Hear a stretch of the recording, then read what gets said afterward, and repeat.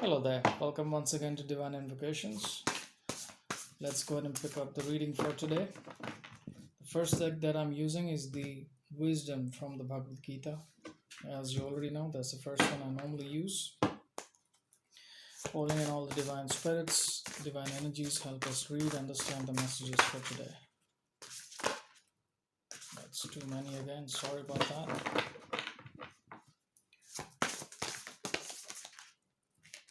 Okay, the first card is Seeing God.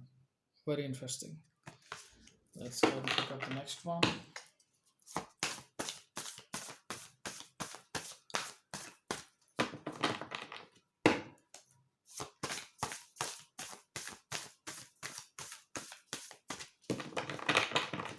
Need two more cards, please. Okay, that's one. Pearls on a thread. Very interesting. First two cards show the picture of Lord Krishna. One more card, please.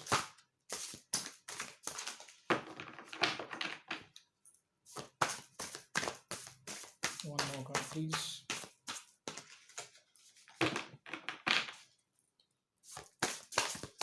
One card, please.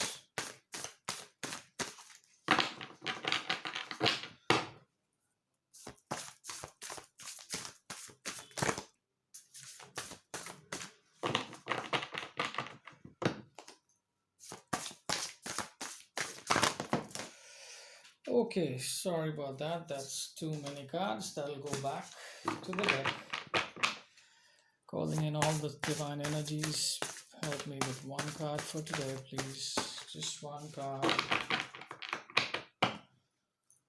Just one.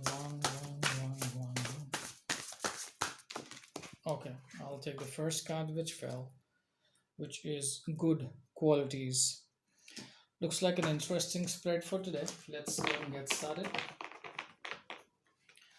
The first card is Seeing God. Let's read out the verse. That's from Bhagavad Gita, chapter 6, verse 30, which says, Yomam pashyati sarvatra sarvam chamai pashyati tasyaham na pranasyami sa cha me na pranayasyati.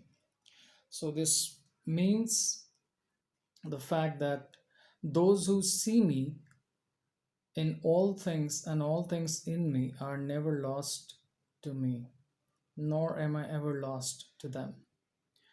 Seeing God is the name of the card. As you can understand clearly, the image depicts God with that beautiful deer or fawn. So the card is symbolic to the idea that we are always delicately connected to God at all times, irrespective of what is our situation in life, irrespective of what is the things going around in within and outside of us. So this is an indicator that all we need to do is tap into that potential of experience. Now, experience is a catchy word for people who want to experience because they want to run into the idea of chasing the experiences that they have, which could be anything. It could be a sensory illusion, it could be something which is a spiritual experience on the other side. So let's not get into the idea of getting illusioned by experiences, but what matters is at all points in time, if we remember the God within us, which is connected with our hearts, we'll be able to connect with the divine all by itself. We will not be forcing anything to experience. Experience will happen automatically, and that is something that the mind will not cling to.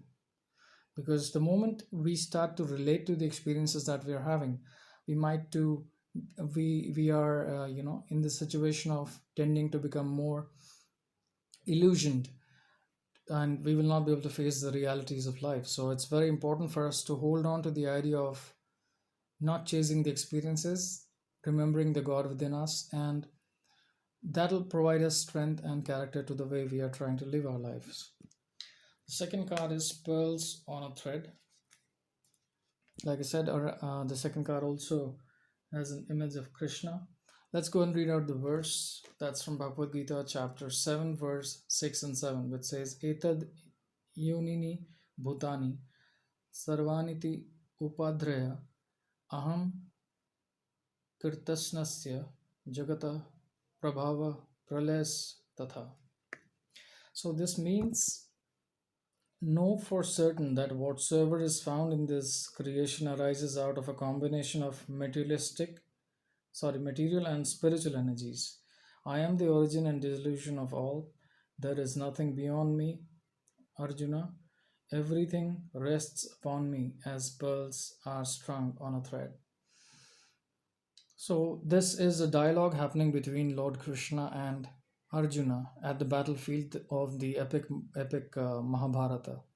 So, Krishna is trying to clear all the doubts and confusion that Arjuna has as a spiritual aspirant, because Krishna was the charioteer of the chariot that on which Arjuna was seated. So Krishna was time and then giving him very beautiful discourses or spiritual discourses or ideas about karma and the law of karma. So the Bhagavad Gita contains the of Lord Krishna himself to Arjuna. So in this card, which says pearls on a thread, it simply means the fact that we have to have a strong spiritual foundation towards our own development. And since God is present in materialistic and spiritual energies, understand the fact that when we are chasing for anything which we desire, in a way we are trying to get closer to God, you can say. The reason being, when we are moving towards something materialistic, we are connecting with the divine in some way or the other. I'll tell you the reason why. Because material and spiritual energies is belonging to God Himself. So understand the fact that there is a difference when I'm getting lustful with material energies or materialistic worldly things. So this verse simply means the materialistic and spiritual energies combine to create. And that is what is the exact meaning of God, and that is what is creation. So, materialistic, worldly things are not just materialistic things which are there. In fact, they are, because when I'm looking at, like, for example, a very nice musical instrument, that is something which is a desire that will be invoked within my heart to purchase it. Now, that's how it goes. All the materialistic things which we are looking at around us is created by man, and man has found that creative energy to create these instruments, automobiles, cars, airplanes, or anything for that matter that we are looking at. All the matter which is created by man is created through God. So this is what it means. Everything is nicely put like pearls on a thread.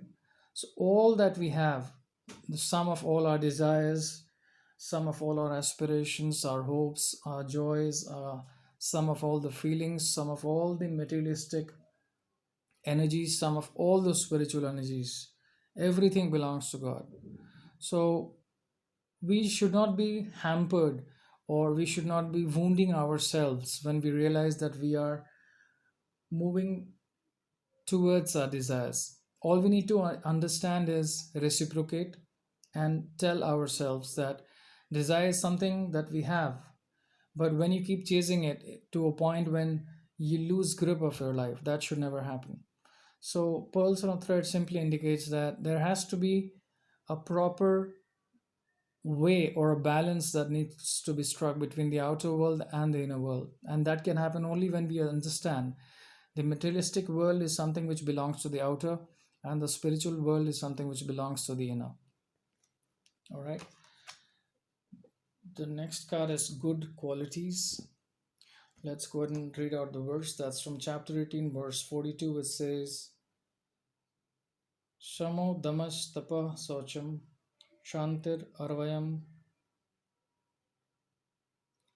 shantir arjivam ivacha jnanam vijnanam ashtikyam brahma karma swabham vajam. This means The Brahmin's work is born of his nature and qualities: peacefulness, self control, asceticism, forgiveness, honesty, learning, wisdom, and a firm faith in the Supreme Lord. So, the experiences are not going anywhere, first of all. If we are looking for sensory experiences related to God, we might lose track of things which is happening in the outside world as well as our spiritual life, because we tend to get delusioned when we are moving too much into spiritual life. So there has to be an understanding that God is looking at us and we are looking at God. There is nothing in between. That's the divinity that needs to be understood. When we keep understanding that, what happens is we develop wisdom like the pearls on a thread.